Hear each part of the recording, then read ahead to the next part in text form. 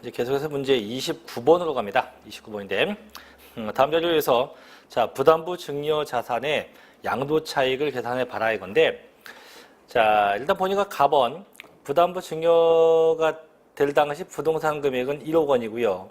그 다음에 그 중에서 채무가 된 게 7천만 원이에요. 그 다음에 부담부 증여한 부동산의 취득 가격과 기타 비용은 4천만 원이고요. 그 다음에 직계 좀비속과 거래가 아니에요.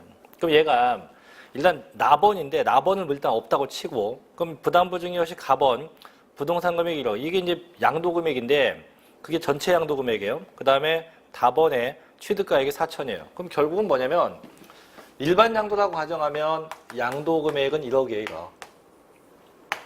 빼기 취득 금액은 4천. 그럼 양도 차익이 6천만 원이거든요.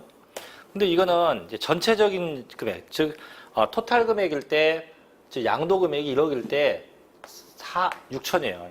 근데 저희가 지금은 1억 중에서 자 떠하는 금액이 7천이에요. 그럼 양도로 보는 금액이 7천만 원이고 나머지는 증여죠. 증여가 3천이에요. 그럼 이 문제가 요구하는 건 이거예요. 양도 금액이 떠하는 7천이라고 했을 때 그에 대한 양도 차익이 얼마냐 이걸 구하는 거, 이걸 구하는 거. 즉 전체 금액에 대해서 떠하는 금액. 그럼 어떻게 해요? 그럼 얘를 6천만 원은 얘는 1억 전체 금액에 대한 양도 차익이에요.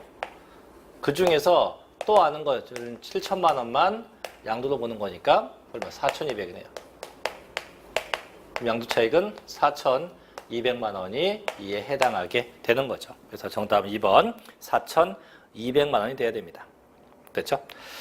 자, 이제 30번으로 갑니다. 자, 다음 중 2주택을 보유해도 1세대 1주택으로 보는 경우에 대한 설명이다. 자, 틀린 것은요. 1번. 자, 1주택을 소유한 공공기관 종사자가 당해 공공기관 이전한 수도권 외의 지역으로 이전함에 따라서 이전한 시지역의 소재는 다른 주택을 취득함으로써 1세대 2주택이 된 경우 그 다른 주택 산 날로부터 5년 내에 종전 주택이 처분돼야 돼요. 그래서 원칙은 그런 거예요. 원칙은 이제 종전의 주택이 있고 요번에 새 집을 사게 되면 이 새 집 산 날로부터 몇 년 내 3년 내에 이 종전 주택이 처분돼야 돼요. 이게 이제 기본 대원칙입니다.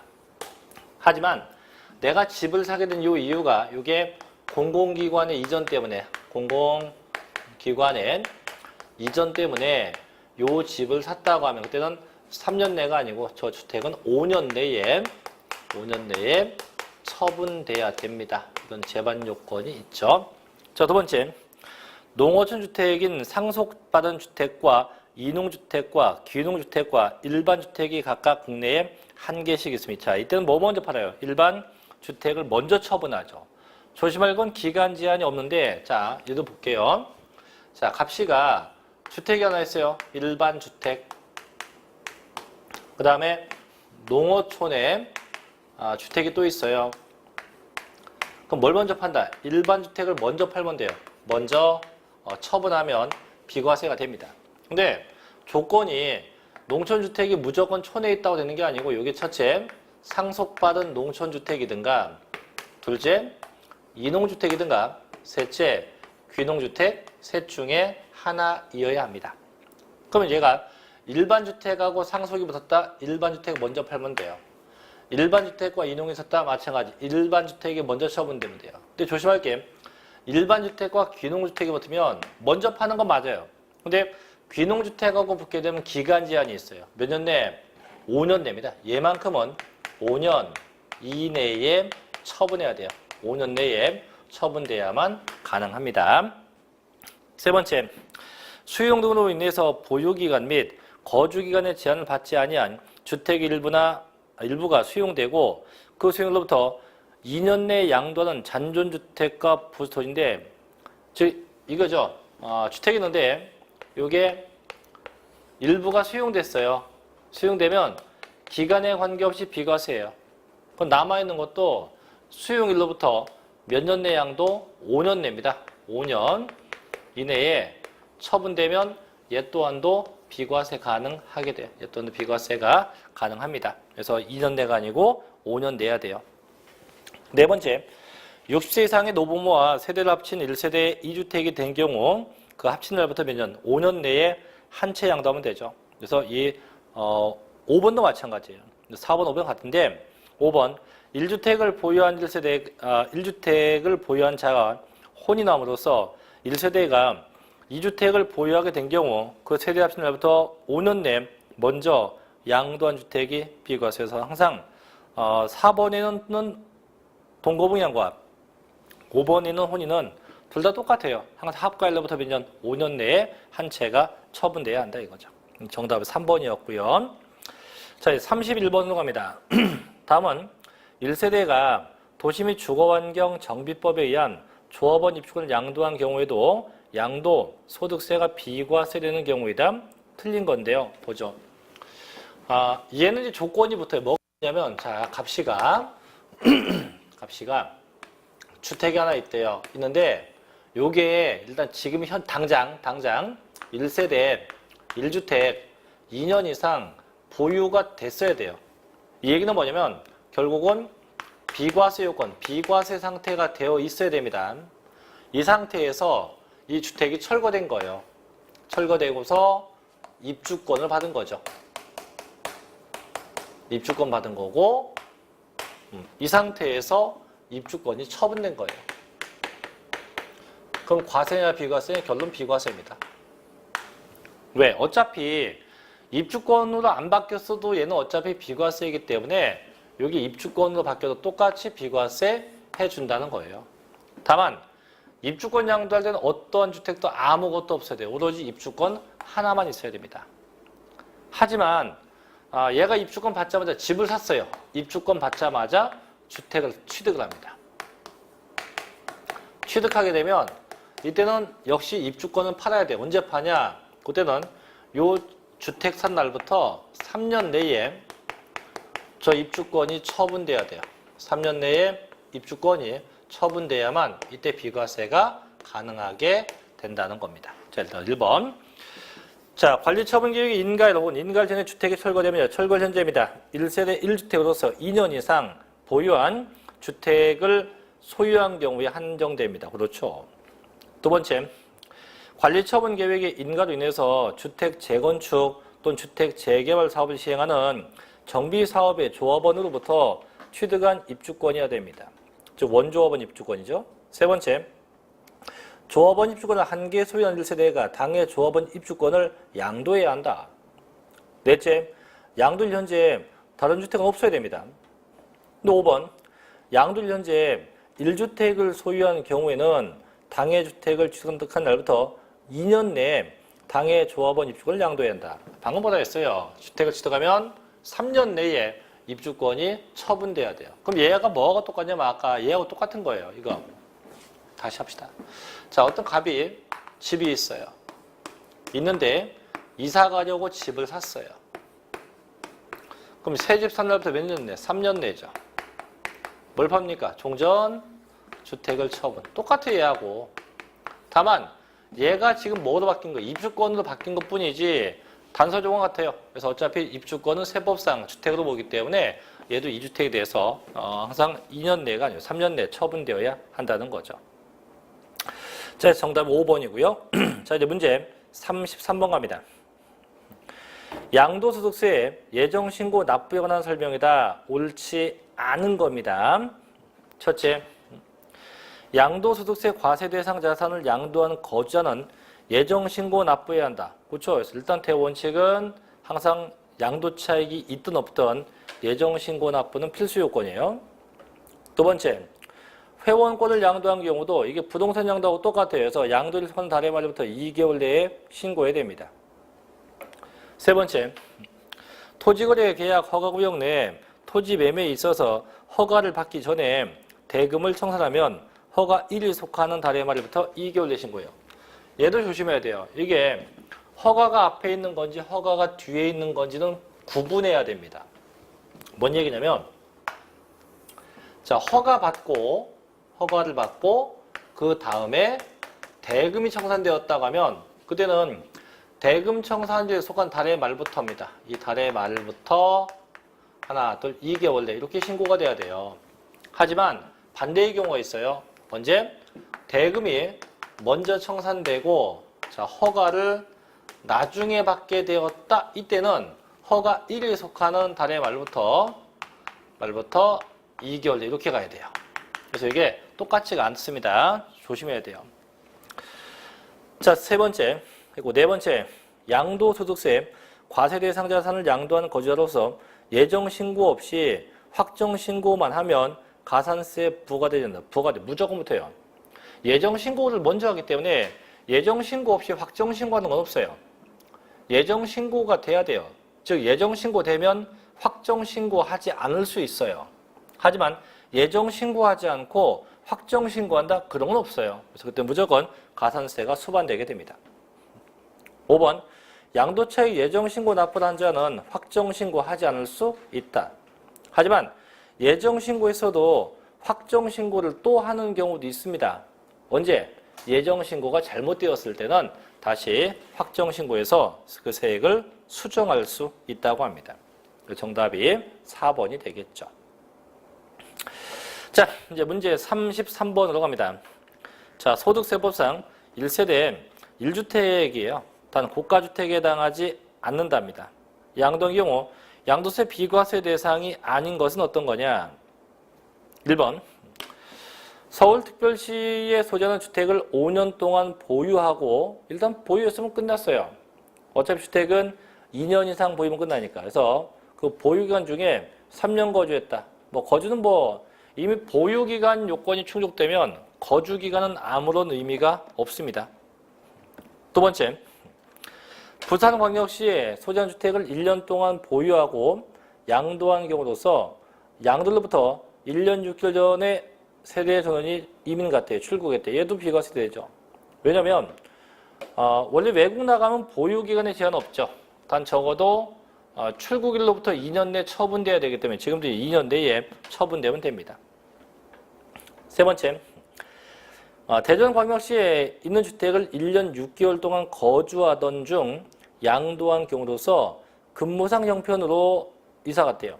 저희가 학교에 취약, 근무상 형편, 질병 요양도 원칙은 2년 이상 보유가 비과세인데 2년 보유 못하면 최소한 1년 이상 거주하면 돼요. 지금 보니까 1년 넘게 거주했으니까 얘도 비과세 가능합니다. 4번 광주광역시에 있는 주택을 1년 동안 보유하고 양도한 경우로서 양도로부터 6개월 전에 2년 동안 해외 거주를 목적으로 근무상 형편으로 출국했다. 가능하죠? 그죠? 5번 이게 답인데 임대주택법에 의한 임대주택을 1년 전에 취득해서 양도한 경우로서 임대주택의 임차 1로부터 양도일까지 거주기간이 3년 안 돼요. 반드시 임대주택은 몇 년? 최소한 5년 이상 거주해야 돼요. 몇 년? 최소한 5년 이상 거주해야만 비과세 요건이 충족되게 되죠. 정답은 5번이 돼야 됩니다. 5번. 자, 넘어가서 이제 34번 갑니다. 다음 중 양도 소득세에 관한 설명 중 맞지 않는 겁니다. 1번. 자, 아버지와 아들 간의 부동산 매매는 증여로 추정해요. 즉 배우자와 직계존비속 간의 매매가 되면 일단 항상 증여로 추정돼요. 그래서 배우자와 누구요? 배우자와 직계존비속 간에 부동산이 매매되면 세법상 어떻게 증여로 추정합니다. 추정해요. 하지만 얘가 입증되면 양도로 보죠. 입증되는 게 몇 개 있어요. 첫째는 파산된 경우, 파산 선고. 둘째는 공매나 경매 처분된 경우. 그 다음에 등기, 자산 간의 교환. 넷째가 대가 입증. 이렇게 넷 중에 하나가 되면 이때는 입증된 걸로 봐서 양도된 걸로 보게 돼요. 양도. 1번 다시 보면 아버지와 아들 간의 부동산 매매는 증여로 추정하지만 아버지 소유의 건물을 아들 소유 토지와 교환하면 양도에 해당하면 양도세 과세합니다. 그렇죠? 두 번째, 일반 주주가 비상장 주식으로 대물 변제한 것은 양도세를 과세하지 않지만 대주주의 비상장 주식으로 변제하면 양도에 해당한다. 비상장 주식은요. 일반 주주, 대주주 관계없어요. 무조건 다 양도입니다. 일반 주주, 대주주 관계없이 전부 다 양도에 해당돼요. 세 번째, 이혼자 일방이 다른 일방에게 재산분할 청구권을 청구함으로써 이혼 당사자 간에 재산의 소유권이 이전되면 양도에 해당하지 않는다. 그죠? 그래서 이혼할 때 위자료면 양도인데 재산분할은 양도로 보지 않아요.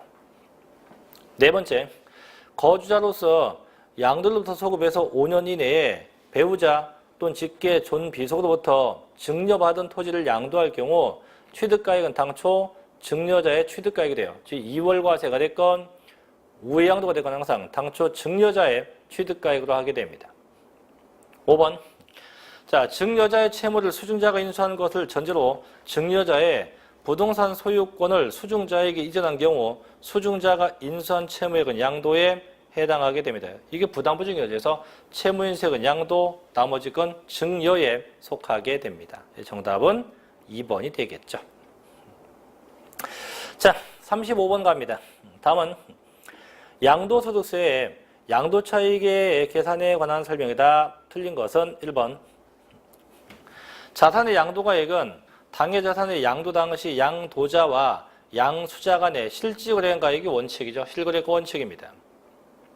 두 번째, 취득에 소요된 실질거래가액은 취득가액의 상당한 가액으로서 매입원가, 건설원가, 그 취득 당시에 취득세, 등록면허세, 기타 부대비용의 합계액을 말해요. 다만 끝에 현재 가치는 차감을 제외한다. 아니죠. 원칙은 현재 가치는 차감 포함되어야 돼요. 다만 그 차감이 이미 다른 소득, 즉 사업소득에서 공제받았다면 제외가 되겠지만 그 단어가 없으면 전부 다 취득금액에 포함시켜야 됩니다. 네 번째, 취득 당시, 세 번째죠. 실질거래가액에 의해서 양도차익 계산 시 필요경비는 계산공제 적용할 일 없죠. 항상 계산공제는 언제? 추계할 때, 매감한기일 때만 계산공제가 됩니다. 4번, 취득 당시 실질거래가액을 확인할 수 없는 경우 매매사례가, 감정가, 환산가, 기준시가, 즉 매감한기로 추계하게 돼요. 물론 양도금액을 추계할 땐 매감기가 되겠죠. 5번, 양도차익 계산함에 있어서 양도가액을 실질거래가액에 의하면 취득가액도 실질거래가액에 의하고 양도가액을 기준시가하면 취득가액도 똑같이 기준시가로 하게 됩니다. 정답은 2번이에요. 2번. 그래서 항상 현재 가치는 차감은 원칙은 포함이고 그게 타 사업소득에서 공제받았다고 하면 그때는 제외되겠지만 그게 다 포함이 돼야 됩니다. 정답은 2번입니다. 자, 36번 가볼게요. 자, 양도소득세에서 장기보유 특별공제에 대한 설명이에요. 옳지 않은 겁니다. 1번. 자, 장기보유 특별공제는요, 등기된 토지와 건물로서 보유기간이 3년 이상인 것 및 조합원 입주권에 대해서만 공제가 돼요. 주의할 건 이 조합원 입주권은 원조합원 입주권 이하 됩니다. 절대 승계 취득한 거 안 돼요. 원조합원 입주권에 한해서 돼요. 두 번째, 1세대에 2주택 이상인 경우에도 공제 요건만 되면 다 공제가 돼요. 뭐 3주택도 되고 다 돼요. 심지어는 비사업용 토지도 돼요. 미등기만 아니면 다 됩니다. 세 번째, 1세대 1주택의 공제는 보유 연수에 따라서 8%를 곱하되 10년 이상 보유하면 최고 80%를 한도로 하나 1세대 1주택 외에 자산의 공제는 보유 연수에 3%를 곱하되 10년 이상 보유하면 최고 30% 한도로 공제해 줍니다. 네 번째, 5년 이상 보유한 등기된 일반 건물 양도차익 1억이래요. 했을 때 양도 장기보유 특별공제액은 4천만 원이다. 자, 토지 건물은 연간 상승률이 3%예요. 그럼 지금 몇 년 보유했습니까? 5년. 그럼 3, 5, 15, 15%예요. 그럼 양도차익 1억이면 1억 곱하기 15%가 돼야죠. 얼마나 1,500만 원이 돼요. 1,500에서 4천이 아니라 1,500만 원이 되게 됩니다. 4번, 5년 이상 보유한 등기된, 5번, 답 4번이었고요. 배우자 또는 직계 존비속으로부터 증여받은 부동산을 5년 이내에 양도한 경우에 장기보유 특별공제는 증여한 배우자, 직계 존비속이 취득한 날부터 따져요.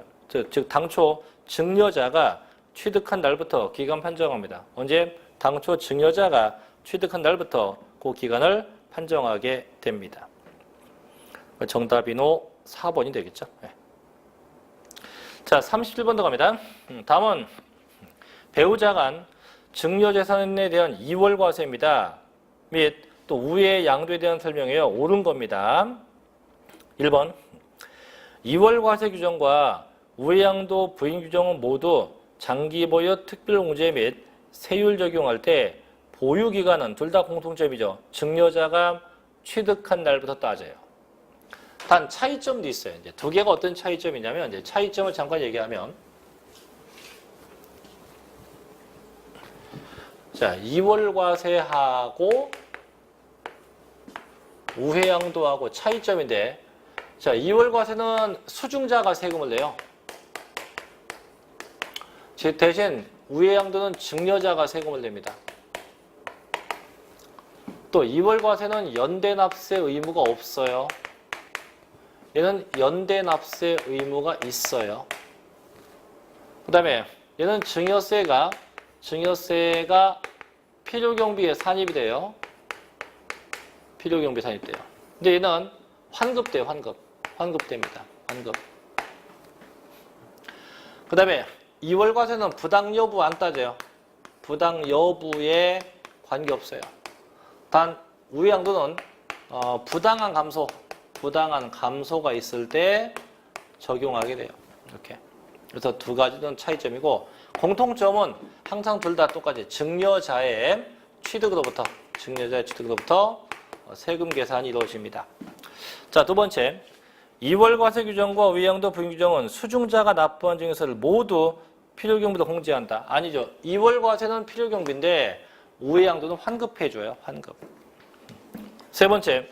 사업인정고시로부터 소급해서 3년 전이 아니고 2년이죠. 2년 전에 증여받은 경우로서 공익사업을 위한 토지 등의 취득 및 보상여당 법률에나 그 밖에 법률에서 수용됐다. 수용되면 이월과세 배제하죠. 네 번째, 이월과세 규정과 우회양도 부인 규정은 조세부담의 부당한 감소가 있는 경우에만 적용되지만 조세부담에 부당한 감소가 없으면 적용 안 된다. 아니에요. 이월과세는 부당 여부에 관계없다니까. 단 우회양도가 부당한 감소가 있을 때 적용합니다. 틀렸죠? 5번 이월과세 규정과 우회양도 부인 규정이 적용되는 경우 소득세 납세문은 증여받은 재산을 양도한 배우자 및 특수관계인이다. 그건 아니지.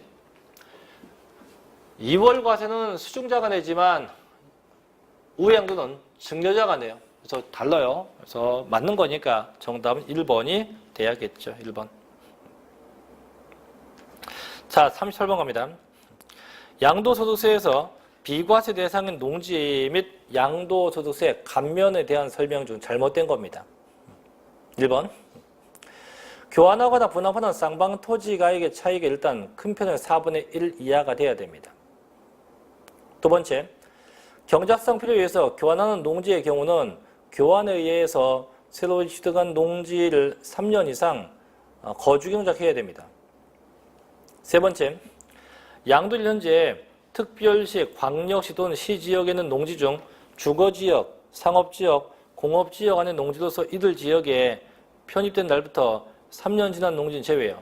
즉 3년 이내, 유예기간이 3년이기 때문에 3년 내 교환 분합하면 비과세 해줘요. 3년이 경과되면 전부 다 과세가 돼요. 네 번째, 새로운 농지 취득 후 3년 내에 농지 소유자가 사망한 경우로서 상속인이 농지 소재지에 거주하면서 계속 경작한 데는 상속인의 경작기간을 한다. A. 다시 한번 얘기하지만 대부분은 이 기간 판정할 때 상속받아 양도하면 대부분은 상속 개시일부터 양도일까지 이렇게 가요. 보통은 상속 개시일로부터 양도일까지 보통 이렇게 갑니다. 근데 어떤 경우는 피상속인인 취득한 날부터 양도한 날까지 언제까지요? 피상속인인 취득한 날부터 양도일까지로 하는 경우가 있어요. 언젠데 그게? 이때 다시 한번 세율기간 자, 농지의 경작기간, 농지의 경작기간, 그 다음에 동일 세대원으로부터 주택 상속된 경우. 자, 이런 경우는요, 항상 피상속인이 취득한다. 그럼 지금은 이제 농지가 상속된 거니까 피상속인이 취득한 날부터 기간 판정해야 됩니다. 5번. 8년 이상 작용한 농지라도 근로소득이나 사업소득이 연 3,700만 원 이상인 자는요, 감면 대상 안 되죠. 그죠? 그래서 정답은 4번이 돼야 됩니다. 자, 이제 39번 갑니다. 다음, 양도 소득세에 대한 설명이다. 맞지 않는 겁니다. 1번. 자, 부동산을 취득할 수 있는 권리를 양도한 경우 실거래가 원칙이에요. 근데 참고로 부동산 권리가 됐건 뭐가 됐건 다 실지거래가 원칙이에요. 전부 다. 두 번째, 배우자 간에 부담보 증이 있어서 수중자가 인수한 증여자 채무액이 금융기관 등의 채무액으로 사실상 입증된 경우 그 입증된 채무액은 양도에 해당하죠. 대신 나머지 금액은 증여입니다. 그래서 항상 부담부 증여가 되죠. 세 번째, 토지에 대한 개별공시지가는 기준시가는 개별공시지가람이 원칙이에요. 허나 국세청장이 정하는 지역에 있는 토지의 경우는 개별공시지가에 국세청장이 정한 일정한 배율을 곱합니다. 조심할 건 공정시장 가액 비율을 곱한다가 아니에요. 일정한 배율을 곱해서 판정합니다. 네 번째, 장기보유 특별공제는 동일 연도에 수의 양도한 경우에도 공제 요건에 해당할 경우 양도 소득별로 각각 공제하지만 기본공제는 양도 자산별로 각각 250만 원 공제한다. 틀렸죠? 장기보유 공제가 자산별로 각각 공제고 기본공제는요, 소득별 공제입니다. 그래서 장기보유가 각각이고 기본공제는요, 소득별로 공제입니다. 그래서 장기보유가 자산별 공제, 기본공제가 소득별 공제가 돼야 됩니다. 4번 답 5번. 부동산 임차권은요, 등기된 것에 관계 하나에 과세하지만 전세권과 지상권은 등기에 관계없죠. 아니, 나머지 모든 재산도요, 양도세는 등기 등록에 관계없어요. 다만 임차권만 등기된 경우에 한해서만 과세돼요. 임차권만 등기된 경우에 한해서만 과세 대상에 해당되죠. 자, 그래요. 정답은 4번이 되죠. 자, 40번 갈게요. 양도소득세는 양도가액에서 취득가액을 차감한 양도차익에 대하여 과세함을 원칙으로 하고 있어요. 자, 다음 세액 산출 과정 중 틀린 거 1번. 자, 기타 자산을 양도한 경우는 양도차익이 곧 양도소득금액이다. 왜냐하면 기타 자산은 장기보유 공제가 안 되기 때문에. 두 번째, 양도차익 계산 시 취득세는 납부용 수증이 없는 경우에도 양도차익 계산 시 필요경비도 공제 가능해요. 근데 이 경우 지방세법 등에 의해서 취득세가 감면되면 감면받은 세액도 공제한다. 아니에요. 감면받은 금액을 뺀 실제 납부된 금액만 공제되지 절대 감면받은 금액은 공제 대상에 포함되지 않습니다. 그 답. 세 번째, 비상장 주식을 3년간 보유하고 양도한 경우에는 장기보유 특별공제를 배제합니다. 근데 기본공제는 돼요. 왜? 얘는 모든 자산이 다 공제되니까. 얼마까지? 연 250만 원까지. 네 번째, 대주주가 상장 주식을 양도했다면 장기보유 특별공제한대. 왜? 주식은 안 돼요. 장기보유는 안 됩니다. 5번, 기준시가로 추계할 때 양도가액을 기준시가로 하면 취득가액도 똑같이 기준시가로 해야죠. 다만 그 비용은 실제 비용을 무시하고 비용도 뭡니까? 추계해서 공제가 되겠죠. 정답은 2번이 됩니다.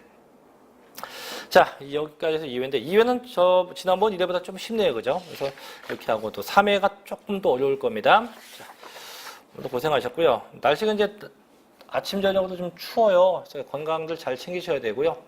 저는 3회 했을 때 다시 또 뵙도록 하겠습니다. 자, 그때 동안 공부 열심히 하시고요.